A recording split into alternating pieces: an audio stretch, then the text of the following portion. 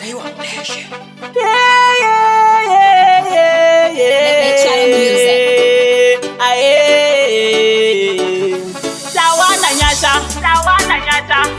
ya nini? Mega ta bosi out ya Taiwan nation. Eyo singuje. Iwewe satani nindakakuvenga kauluka ko satani nindakakavenga maitire ko satani nindakamavenga nito sako satani nindakasivenga. Iwewe satani nindakakuvenga kauluka ko satani nindakakavenga maitire ko satani nindakamavenga nito sako satani nindakasivenga.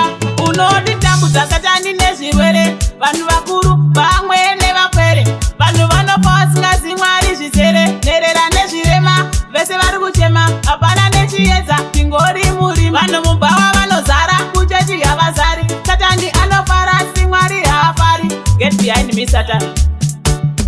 Iwewe satani nindakakuvenga kaunuka ko satani nindakakavenga maitire ko satani nindakamavenga nito sako satani nindakasivenga.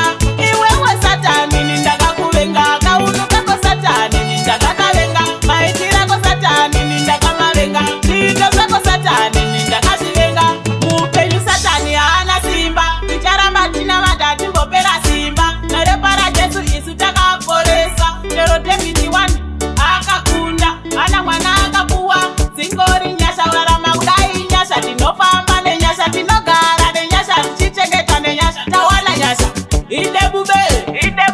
Iwewe satani nindakakuvenga kaunuka ko satani nindakakavenga maitire ko satani nindakamavenga nito sako satani nindakasivenga.